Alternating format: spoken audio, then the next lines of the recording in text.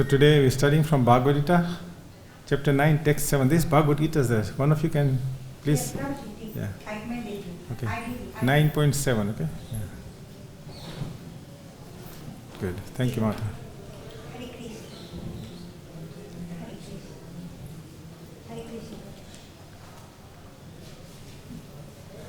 Hare Krishna.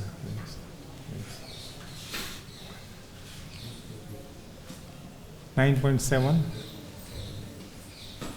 chapter 9, text 7.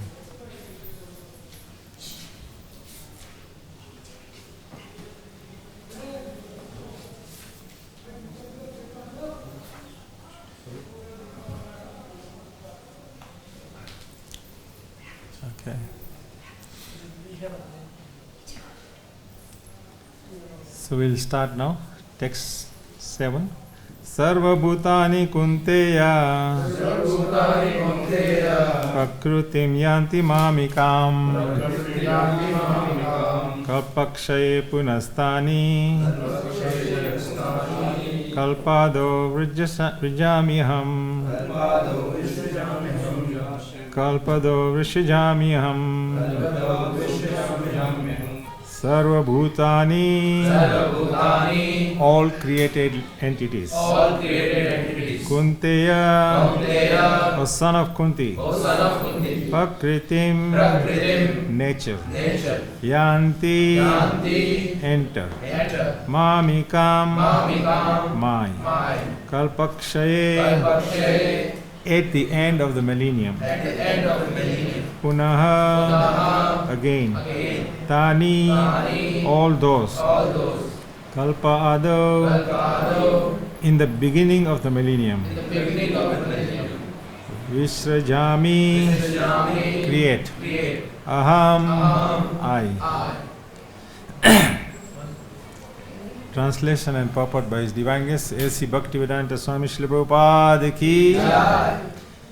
O son of Kunti, at the end of the millennium, all material manifestations enter into my nature. And at the beginning of another millennium, by my potency, I create them again. Purport. The creation, maintenance, and annihilation of this material cosmic manifestation are completely dependent on the supreme will of the personality of Godhead. At the end of the millennium means at the death of Brahma. Brahma lives for 100 years and his one day is calculated as 4.3 billion of earthly years. Or you can say it 4,300,000,000,000 years. His night is the same duration. His month consists of 30 such days and nights, and his years of 12 months. After 100 such years, when Brahma dies, the devastation or annihilation takes place. This means that the energy manifested by the Supreme Lord is again wound up in himself. Then again, when there is a need to manifest the cosmic world, it is done by his will. Bahushyam. Although I am one, I shall become many. This is the Vedic aphorism. He expands himself in this material energy, and the whole cosmic manifestation again takes place. Namam Vishnupadaya Krishna Prestaya Bhutale Srimati Bhaktivedanta Swami Tinamine Namaste Saraswati Deve Gauravani Pracharine Nirvishesha Sunyavadi Praschata Desata Jai Sri Krishna Chaitanya Prabhu Nityananda Sri Advaita Gadada Shivasadi Gaura Bhakta Vrinda Hare Krishna Krishna Krishna Hare Hare Hare Rama Rama Once again, it should go all the way to Bombay, right? Hare Krishna Krishna Krishna Hare Hare Hare Rama Rama Rama Hare Hare. Thank you. So everyone can repeat, please. O son of Kunti, at the end of the millennium, all material manifestations enter into my nature. And at the beginning of another millennium, by my potency, I create them again. Interesting.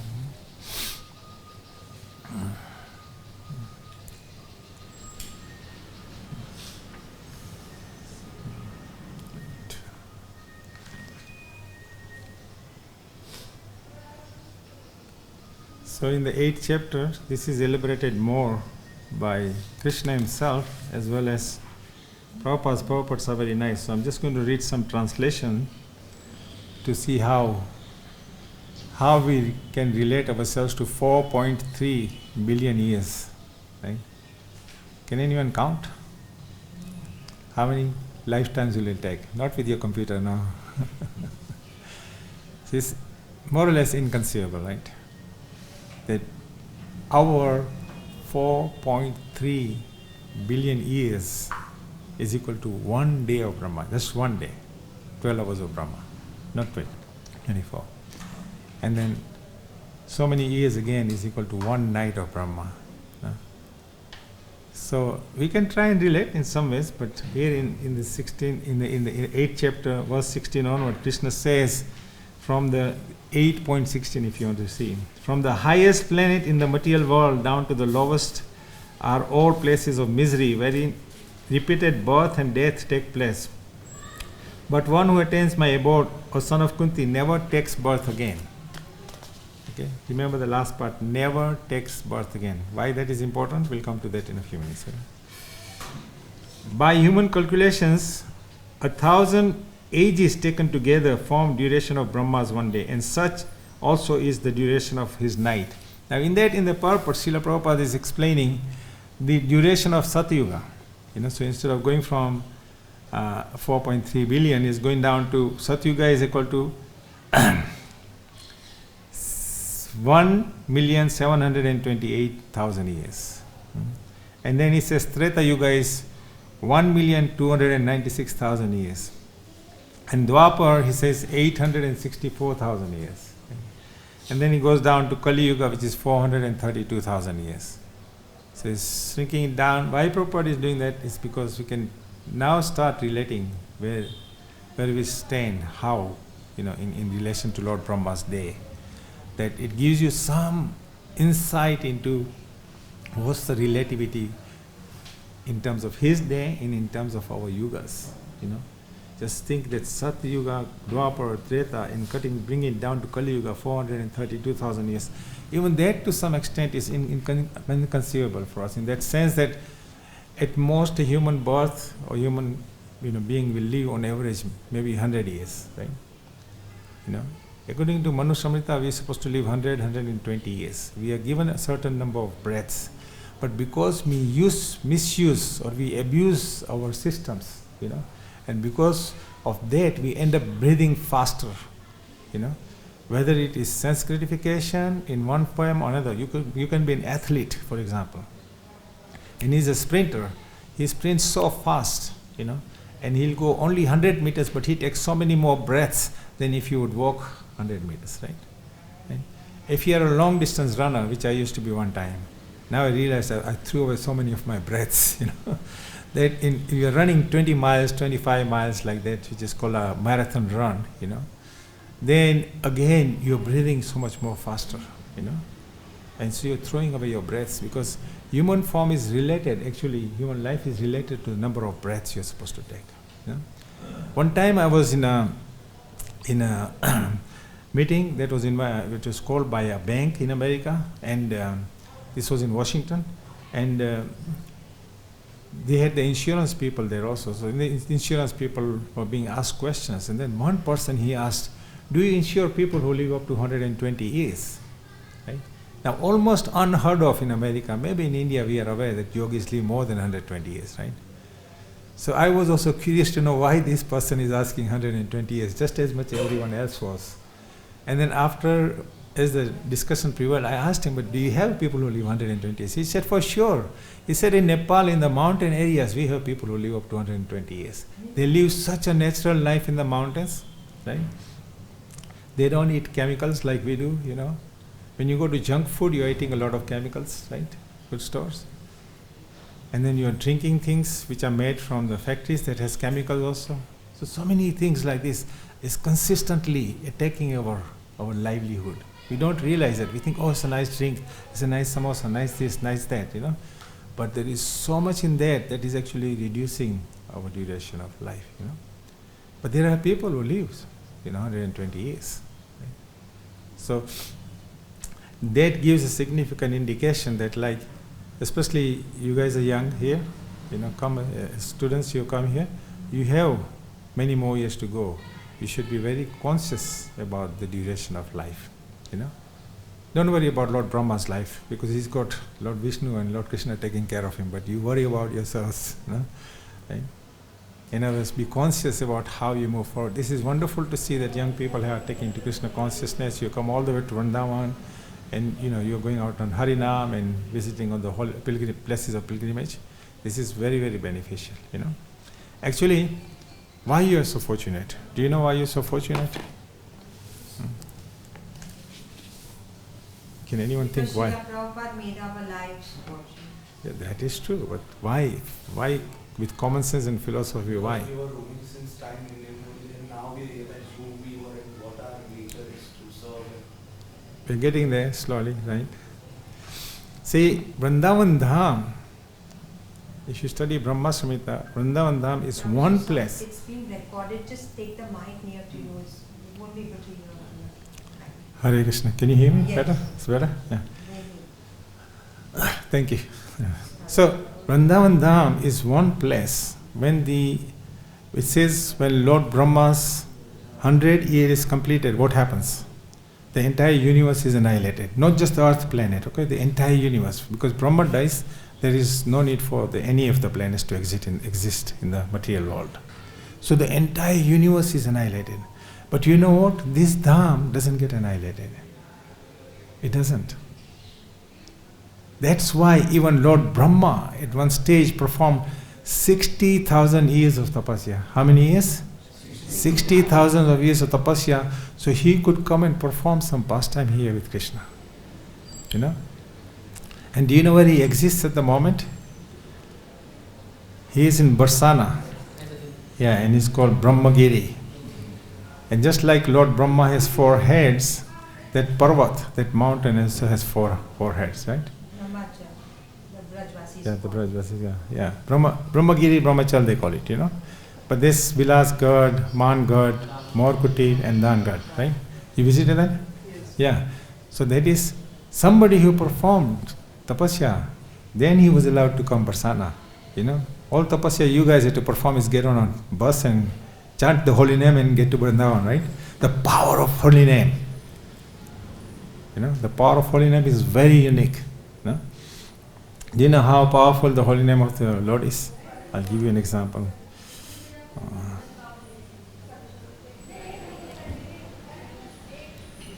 Anyway, it's a very nice sloka in Chaitanya Charitamrita, and it explains that as you chant the holy name and you start relishing the holy name. First of all, we say chant and be happy. So then you start chanting because you think by chanting you'll become happy, right? But as you chant more, then what happens? Your bhav will change. You will become happy to chant. Then you say be happy and chant, right? Because as you become happier and happier, you will chant more and more.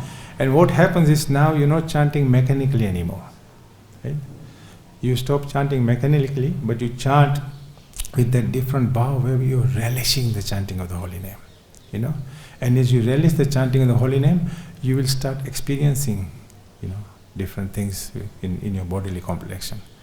When he says Lord Chaitanya is chanting and tears are flowing out of his eyes, flowing, not dropping, not tear drops are flowing, but flowing, right? Can you imagine that if you chant with that love and devotion, tears can actually flow out like a fountain?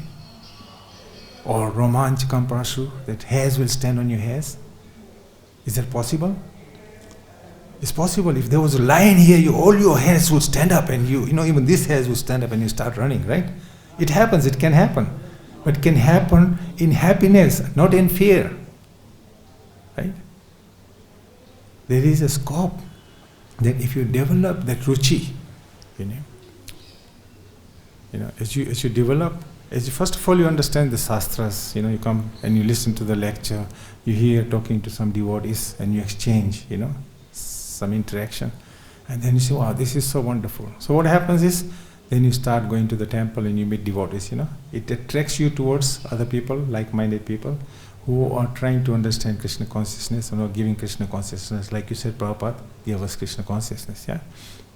as Prabhupada gave us Krishna consciousness, now we are sharing it, we're doing Kathayantascha mam nityam tushyanti cha ramanti cha, that we are communicating with each other, and why? You want to Mangad, we want to Barsana Parikrama, we want to Govardhan Parikrama. In the Kumbh Mela we were doing Harinam, right? That creates a special momentum and that builds up excitement. So same likewise as you're chanting, excitement is building up without, you having a machine, like they are jogging, they put a machine and say how many steps you have taken. You don't need to do that. So when you chant, that beach that is already existing in your heart, the beach of spirituality, what it does, it turns into a creeper. It's like you watering. The more you chant, the more you preach, the more seva you do to the devotees and the temple and the deities, that beach starts sprouting and turns into a creeper. Lord Chaitanya is explaining that this creeper is not like a creeper in the mundane world. In the mundane world, the creeper needs a tree to go round. But this creeper is just so powerful, and it's within each one of us. It is so powerful that it grows by itself and it penetrates through the entire material universe. Between the material universe and the spiritual universe, there is the Virja river, and it crosses that river and it goes through Brahmaloka, Brahmajyoti, all the other planetary systems. Lord has unlimited expansion, so it goes through all the universes, and it lands into Golok Vrindavan, where Krishna is personally having a great time. This is the power of chanting. See, this is why you are able to come to here in Vrindavan, because you've been chanting the holy name.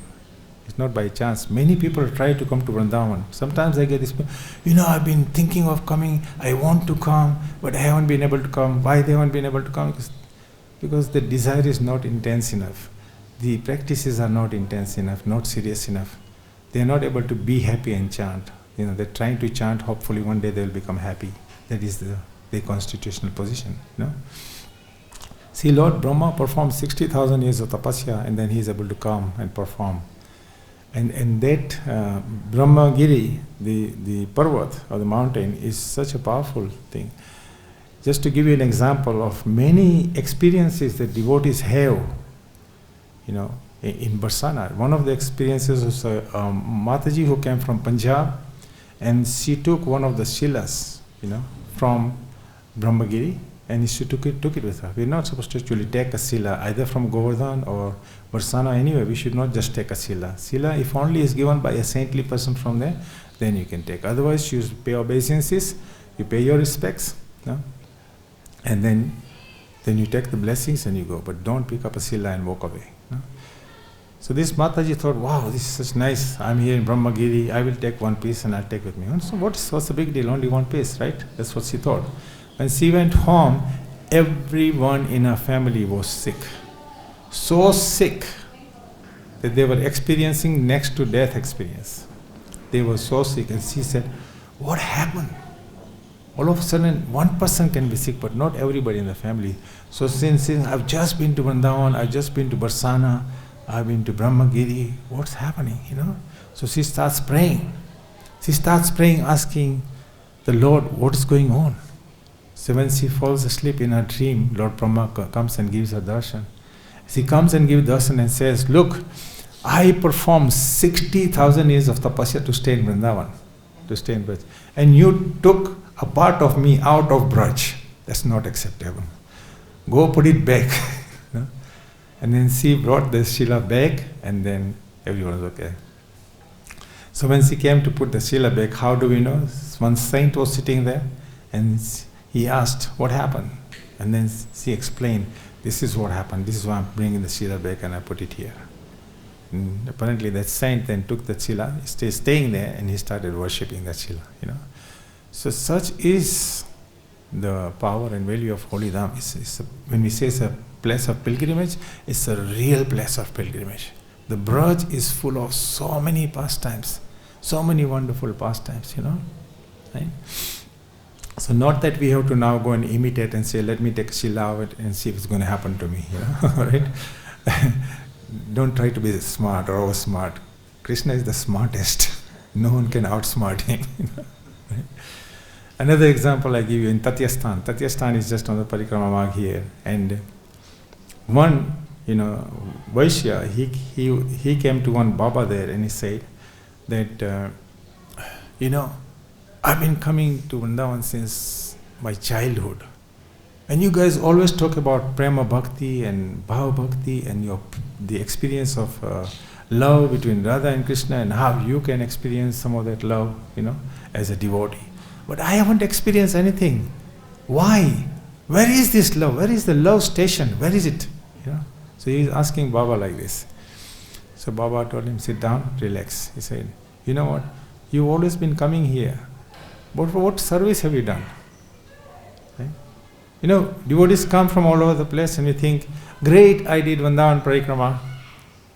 So what did you do Vrindavan Parikrama for? Myself, right? I didn't do any Parikrama to benefit anybody else. Right? Right? I went to Govardhan for my benefit. Nothing wrong with that. But did you do any seva there? Did you serve any Vaishnavas there?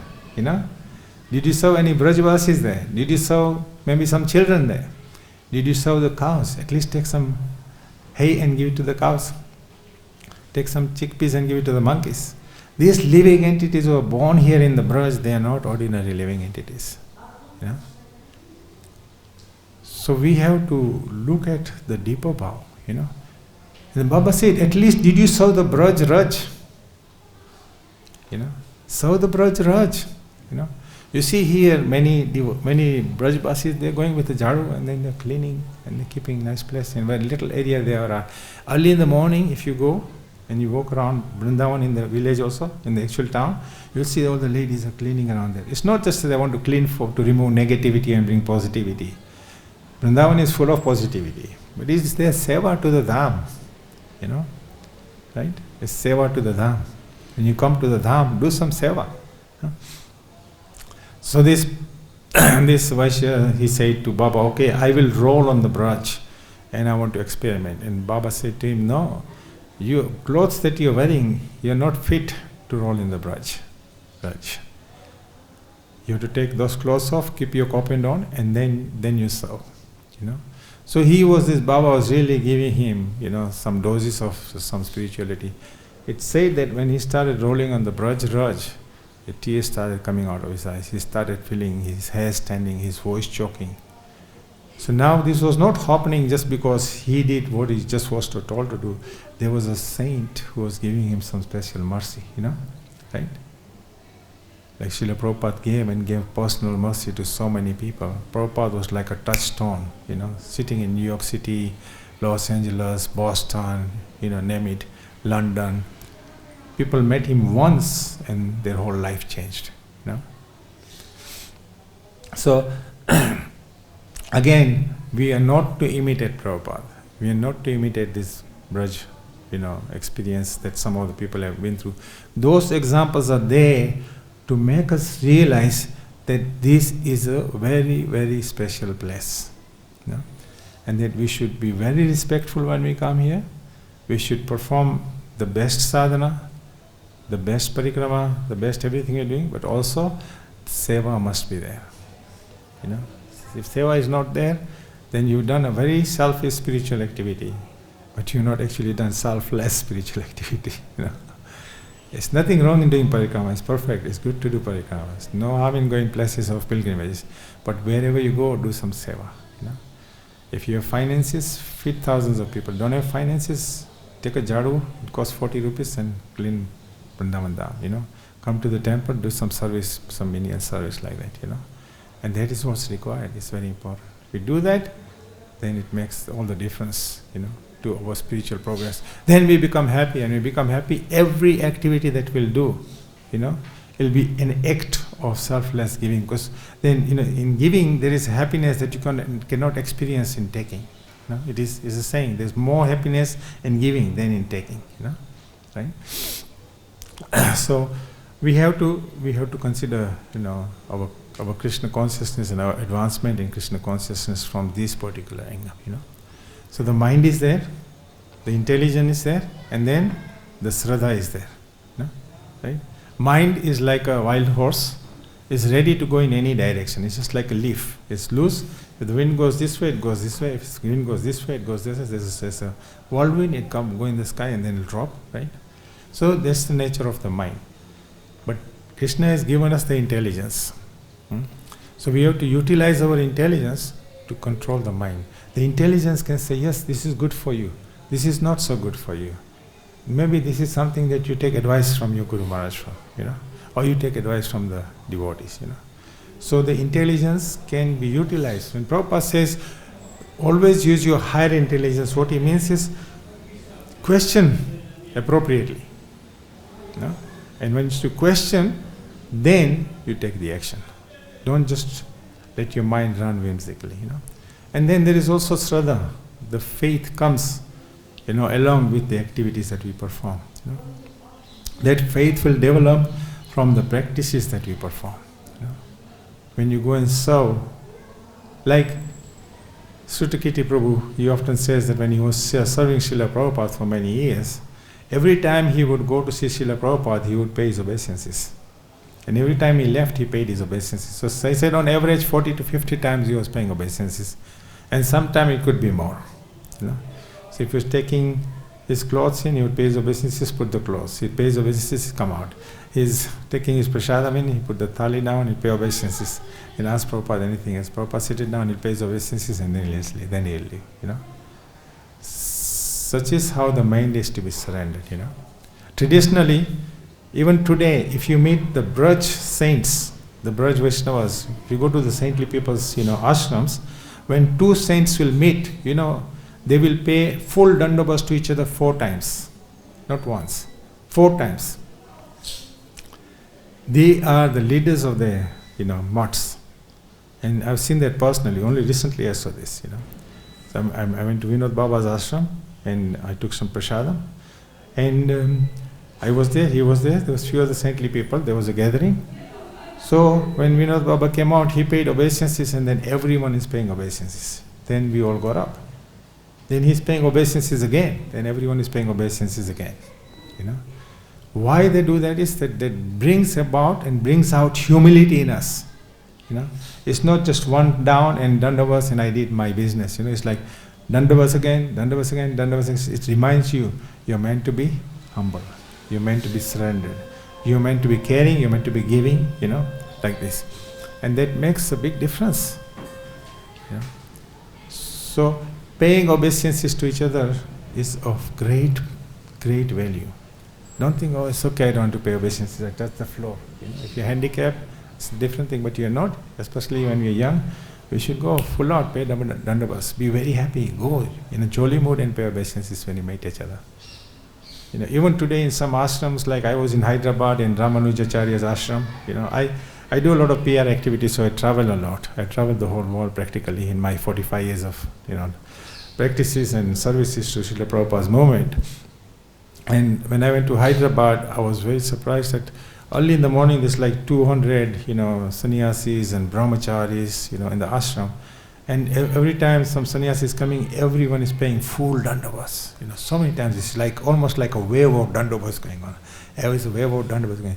But after hearing the discussions amongst the Babajis in the Braj, I understood that actually I was just thinking this is so wonderful that everyone is just so nicely paying dandavas. But now I realize that there is so much humility in there that's coming out.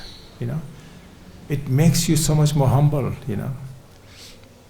When we wake up in the morning, there is nobody in the room, you pay obeisances to the deities you have in your room, in your house, Or if you are just living in a simple room, you pay obeisances, to the deities mentally and pay obeisances, like in Bombay, Radha Ras Bihari, like that, And if you are with, roommates, you pay obeisances to each other. If you're husband and wife, pay obeisances to each other before you go to sleep and when you rise, Bring out the humility. It brings devotees closer to each other. That's very important. So, any comments or questions?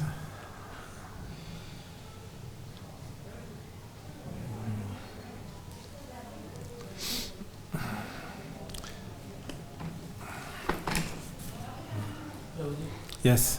So when we are male devotees, Uh-huh. there are always conflict of interests between us when we travel for a long time. So we have to stay for a long time together. So there are always some conflicts. So how do we do that? Then we need a process, we have to follow a process called conflict resolution. But before we get to conflict, if you are smart enough and you are humble enough, then you can avoid conflicts, The more humble you are, the better it is for you. If you are humble, then you will see generally people will be so much more, positive towards you. If somebody says something, it's not necessary that you have to raise your voice, for example. And this conflict arises when your ego and my ego conflicts, really. When you and I, for example, you and me, we have a conflict, that means your ego and my ego, right, is having a clash.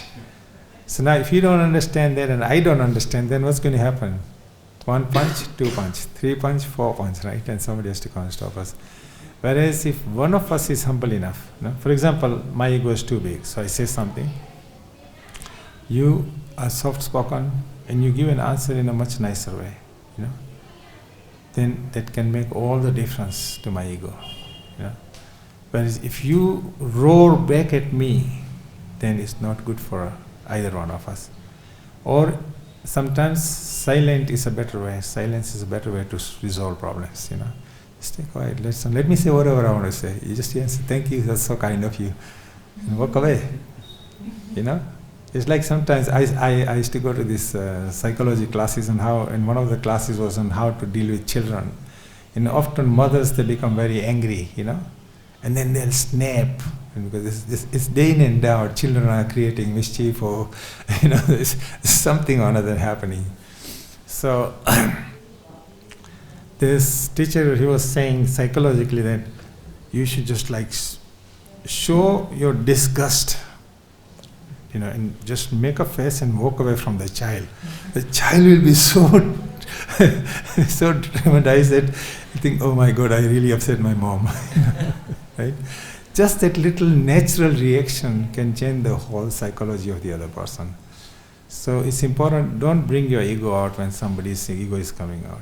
Try to help them, in indirect ways, much better, instead of clashing with them, And amongst devotees, if somebody says, say you're on the bus party and somebody has some problem and you had something, just be quiet and then later on you go say, can I come and sit next to you, can we eat prasadam together? How about, chanting together? You change the whole momentum there, Because Prabhupada has given us the most powerful tool. Chanting is the most powerful tool. We should not miss out on that, So bring that out that way. Bring out positivity. Positivity is, embedded in you. There is so much positivity. So it's like when the sun rises, darkness goes away, right? Actually, the whole world is dark in one way, That particular hemisphere of the world is dark. But the sun before it rises, the sun ray starts coming out, the darkness starts dissipating. When the sun house is fully, there is absolutely no darkness, right? So if you bring out that sunshine from within yourself, that positivity within yourself, what will happen is gradually it will actually remove other person's darkness. Because, gradually they'll understand. Krishna is kind in that way. So do your spiritual activities, your sadhana bhakti very nicely, Do your practices very nicely. Carry out your practices very nicely. And that itself will emanate so much positivity that other people will start respecting you, not just arguing with me, that will naturally stop, but they'll start following you, And that makes a big difference, in the whole environment or in the group, One person like a touchstone turns everyone into like a pearl, diamonds. One bad apple in the group, it creates a lot of disturbance, So if there is a touchstone, then even if there is a bad apple, it will turn into gold or silver or something better, That is the power of touchstone, Prabhupada was like a touchstone. He went, everywhere he went. Everywhere he went, people would just meet him once and their whole life would change. I give you an example. Madan Gopal Das, is an African American devotee in Washington DC. He was only 19 and he was walking down the streets and somebody gave him a book, a paperback book. It wasn't even a big book. So he started reading. A 19-year-old African American, person is reading this book, and he reads a few pages, and immediately he feels, I want to meet this person who's written this book. And luckily for him, at the back of the book, in those days they used to put a little sticker, ISKCON Washington, blah blah blah. So, and he didn't even have a GPS or anything, but he had an old car. He got into it and he figured out how to come all the way. Washington DC to Potomac is like 15-20 miles. He figured out, he got there. There was this intense desire. I want to meet this person who's written this book. He didn't even know who this person was. So he got to the temple and just see how Krishna is so kind. Prabhupada had just arrived. Prabhupada had just arrived in the temple, and this person is also just arriving. When he comes into the temple, he sees everyone's taken their shoes off. He takes his shoes off. He has no idea, he's just thinking, shoes are off, so I got to take my shoes off. Common sense, right? And then he went in, and so everyone was lined up. And what he sees, Prabhupada sitting on Vyasasan. There is Guru Puja going on, as he's just arrived. And everyone's coming, paying obeisances and putting their hand out. And Prabhupada's giving one Simply Wonderful. Simply Wonderful is made out of milk powder and sugar, right? Coconut. So everyone is doing that. So his turn comes after about 30-40 people. He pays obeisances and he sends his hand out also. Just simply following. He's not questioning why you take your shoes off, why you are standing in a queue, why you are paying obeisances. He also paid obeisances, full-fledged obeisances. Then he stuck his hand out and he received a Simply Wonderful. Just as he was receiving the Simply Wonderful, he said, Prabhupada looked into my eyes and I looked into his eyes, and he said, I just felt my whole body transformed, my consciousness transformed. He said, I just changed, completely changed, And then after the Prabhupada's class, he followed Prabhupada. We have what's called a White House in Potomac Temple. And as Prabhupada went in, his servant said, okay, now you can't come. This is as far as you can come. And Prabhupada said, who is there? And the servant said, there is a young boy here. He said, bring him in. So he came inside, and then his whole life changed from that time. This is the power of Krishna consciousness. His whole life changed. There's so many miracles that he went through after that. And he did so much service to ISKCON Washington.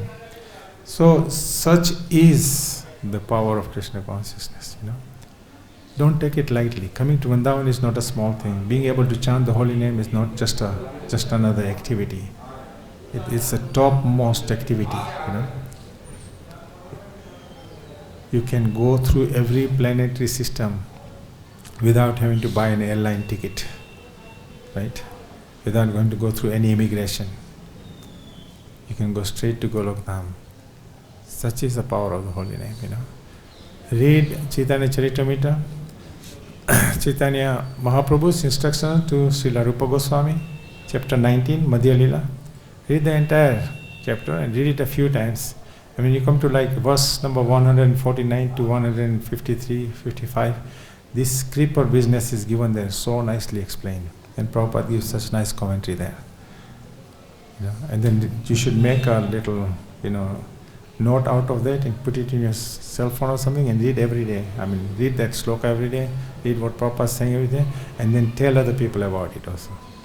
Because the more you practice telling other people, the more it will sink into your system, right? And the more it sinks into your system, you realize that the most powerful thing, the best way I can get out of this Brahma cycle, right? Because in the 8th chapter, Lord Krishna is talking about it, and Srila Prabhupada is also explaining that,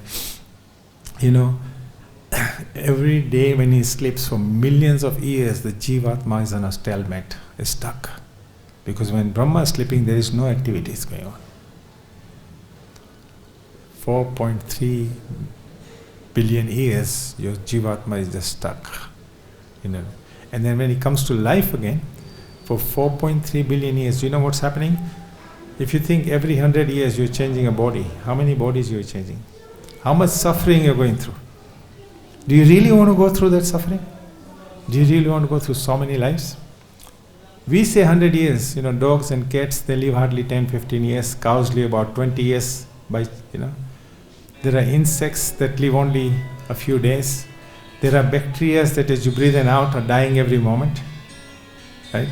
Do you want to be one of the species, or you want to be freed from this species cycle? And as you read Chaitanya Charitamrita, after that sloka, it's explaining that when you go to Golok Dham, Krishna personally receives you. And when you go to Golok Dham, there is ever increasing joy. There is no need for moonlight, sunlight, electricity. All these things are not required there.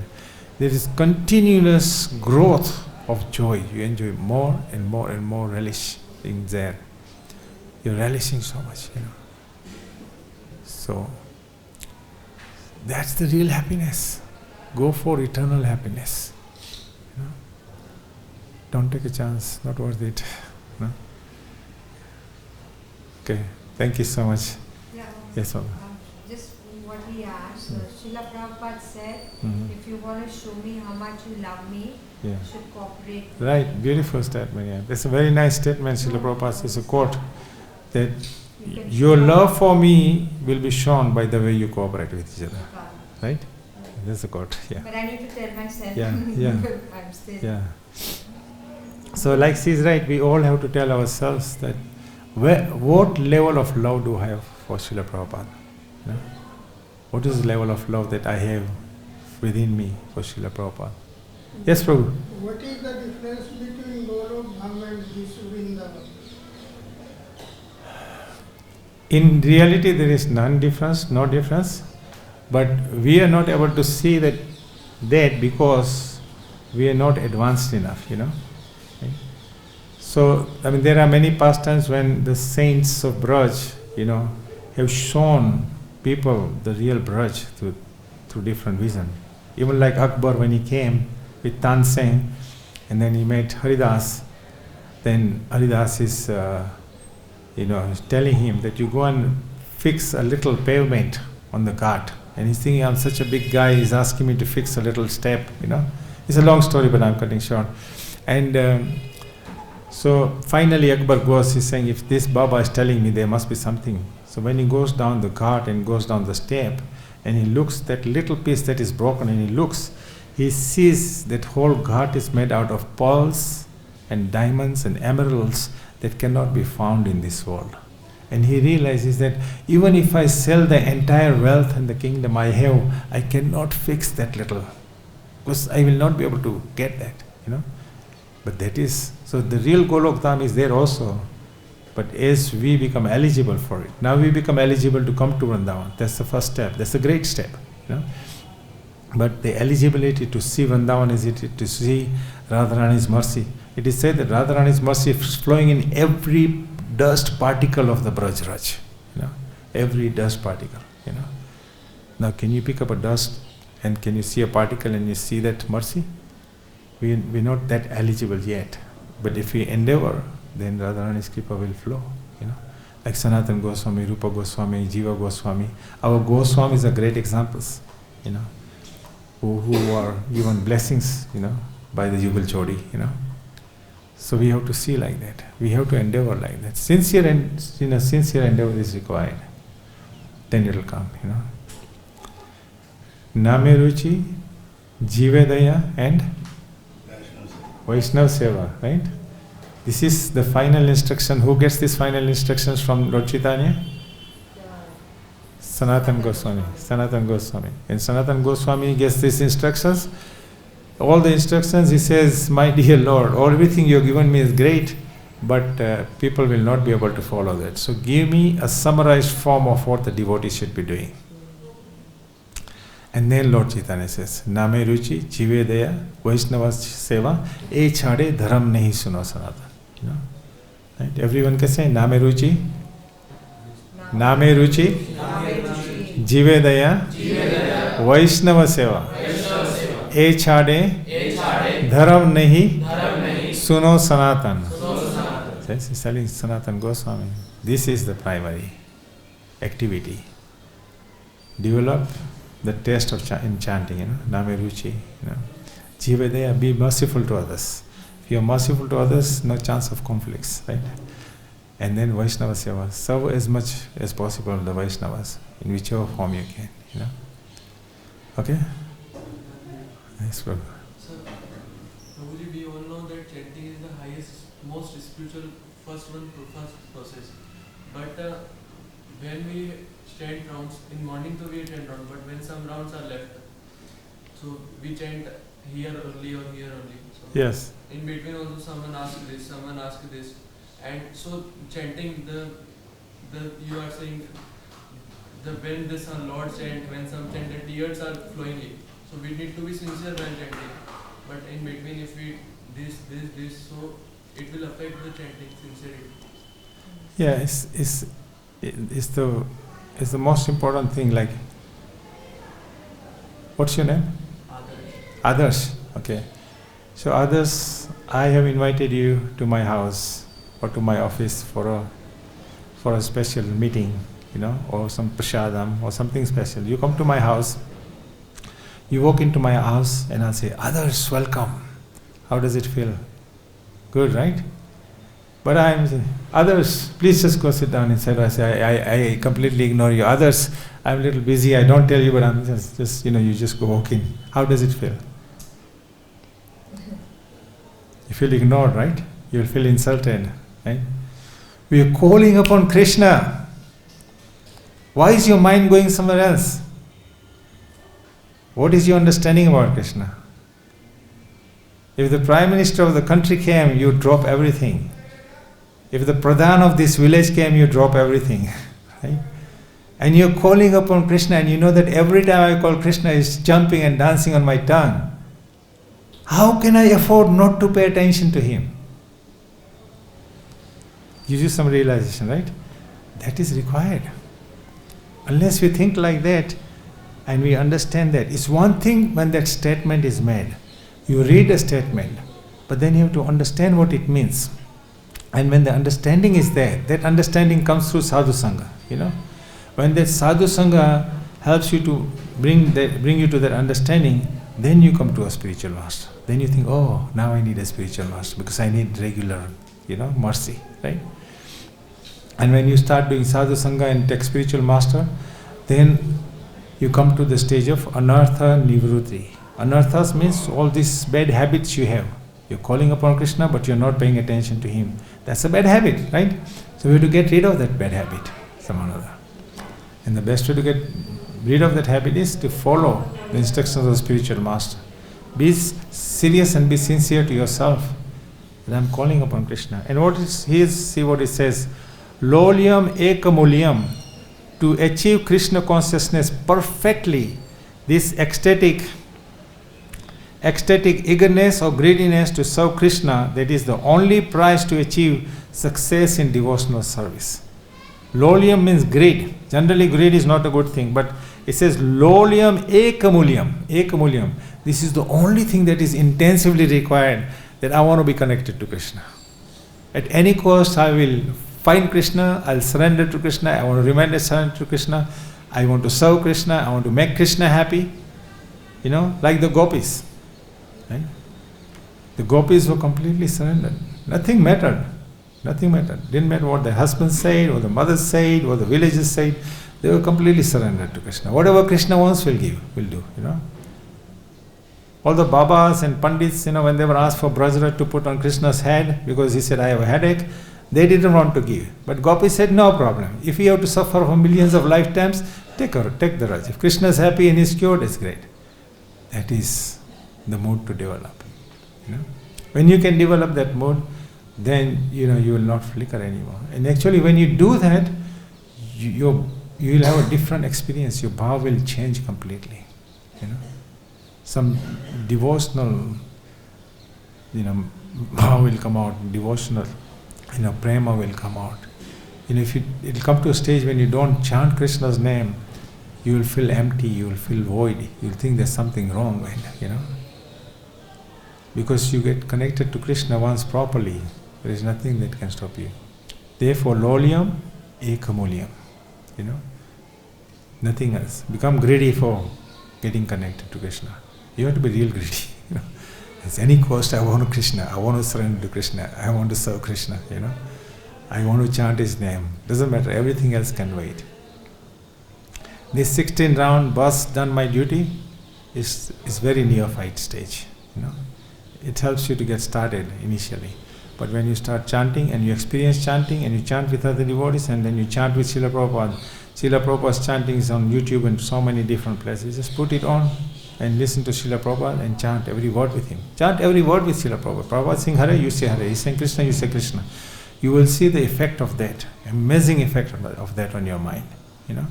And now you're chanting with Prabhupada and you're kind of paying attention to every word. Right? Why I'm saying every word? Because you have to keep up with that. So your mind doesn't go somewhere else, right? Keep up with Prabhupada and your mind will not run anywhere. You know? Find a mechanism. There's so many mechanisms whereby you can fix your mind on the chanting of the holy name, and you see everything will be so much more better. And gets to a stage, if you can do something like this for 21 days or 1 month, then you'll see your chanting will be so nice. And then when you have your days off on Ekadasis like that, try to chant at least 25 rounds. If you can chant 64 rounds, great. It only takes 8 to 10 hours, not a big deal. Out of 24 hours in 2 weeks, you can give yourself 10 hours now. It will help you to develop the greed. Right? Anybody doesn't want to be greedy here to get Krishna? Right?